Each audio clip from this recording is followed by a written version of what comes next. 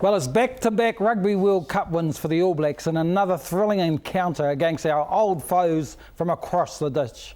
To discuss the match, Rua Tipoki, former Māori All Black, and former Italian flanker Scott Palmer, and our One News sports producer Stephen Stuart. Kia ora koutou, good to have you all here. Well, Rua, you backed Carter right from the start, unlike Scotty over here, and he came through this morning. Yeah, well, you know, I think the people, well, we were all quietly backing him, but you just saw, you know, when he really needed him to stand up, he just really, that drop kick was something pretty special too. Well, was he the difference, Steve? He's got a better left foot kick than this bloke. That was pretty good. Look, to get smashed twice by big Kefu, the big free-running prop, bashed him twice, head and then midriff, to get back from that, control the game, and that long-range penalty, don't forget that either. And what about the right-footed conversion at the end, just to sort of sign off in style? No, he stood up, he was class. Player of the match and up for Player of the Year, the big awards tonight. I can't work that Player of the Year award for Carter. Because you're a harsh judge. No, I mean, he was struggling before the tournament, wasn't he, Scotty? But he worked himself into form. Yeah. Rua backed him from the start, to be fair. You had a few doubts, didn't you? Oh, no, I didn't have any doubts. I think he just peaked at the right time, you know. He worked his way up and just peaked for the final. Where did that drop kick come from? I mean, he's a great drop kicker now. Yeah, I think that was also the best thing about that was that it was actually on the moment. You could tell because he wasn't back in the pocket. He just stepped off that right foot and put it through, and it was giving it the go up as well on the way through. Where did we win this, Rua? Was it in the front five? Did they perform? I think ball in hand, we just had a bit more than the Aussies. Like, they scrambled well and they did defend well, and they got their fair share of turnovers. But when they did have the ball, they just couldn't do what our boys could do. You know, and we had guys like Nehe always pushing past that first tackle. You had to bring the old Ngāti Pro in, eh? You've been backing him from the start, old Nehe, and I mean, it's been a fabulous tournament for him, hasn't it? Yeah, well, you know, I think Australia just struggled to get over that gain line, you know, and Nehe's just one example. But he kept breaking the line, didn't he? Yeah. He kept breaking the line. Now the Aussies, all the talk was about the breakdown, Stuart. Stephen, I should say. Just call me Pooper. Pocock and Hooper. Well, that was all the talk, wasn't it? There was all the talk that they were going to clean us out at the breakdown. I thought McCaw's outstanding. There's one incident in the game where a couple of plays within the space of a minute, he just does things.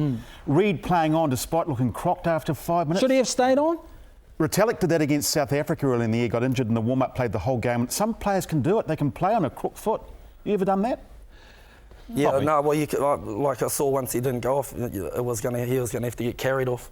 And that's sort of steel that's running through that team at the moment. Yeah, I mean, that breakdown was going to be the area where they were going to win it. So we were told. They were neutralised, weren't they? I mean, Kano really played. What a powerful game. Yeah, I think they set out a plan before they went into this game, and it's just about being aware throughout your 15 where you need to have that urgency to get to the breakdown. And yeah, they had an individual out there in Pocock that, you know, he did stand out. He still got 3 turnovers in the game, but overall, you know, I think we nullified that. And like Rua said, with our attacking ability, we just had 3 players also, I think, that just went out on a high, in Nonu, Dan Carter and Richard Malcolm were just outstanding. Stephen, don't forget Conrad Smith, his last touch in Test rugby, set up the first try in the 39th minute. Right. The old story, I know it's a cliche. Sure. You scored just before half-time, you scored just after half-time. They got 39th and 42nd minutes. He was good. You mentioned Pocock. Involved in 2 key incidents, stomping on Richie McCaw, which has just come up. The 25th minute stomped on him. That was when Giddo was staggering around on the wrong side, so people probably missed it. But that's out of character for Pocock, isn't it? Then he copped a swinging arm from Jerome Kano when Smith was in the bin. Could have been down to 13 players, so I suppose it evened out. Okay, let's look at the referee's performance. Because we thought it was good. The Aussies are moaning, Rua. Yeah, well, I thought the Aussies were lucky not to be, you know, down to 14 for a time there, and Ben Smith was actually, I thought he was unlucky. Yeah. No red card, because they're saying should have been a red card. Not a red card, but I think the ref was trying his best to keep it 15 on 15, you know, but I thought the TV match official had a bit of unfair influence there. Definitely. As you can hear from Stephen, he's one of the sycophantic Conrad fans.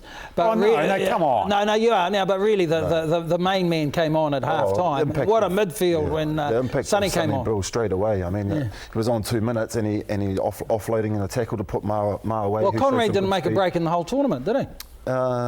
Just the one where he set up the try. It was last touch. Only the On his one last that touch. mattered, but you're right. Master stroke, though, to get Sonny Bill's second touch. Yes. And Ma beats Yeah. a couple of front rowers, no sign of Folau, he's tied up.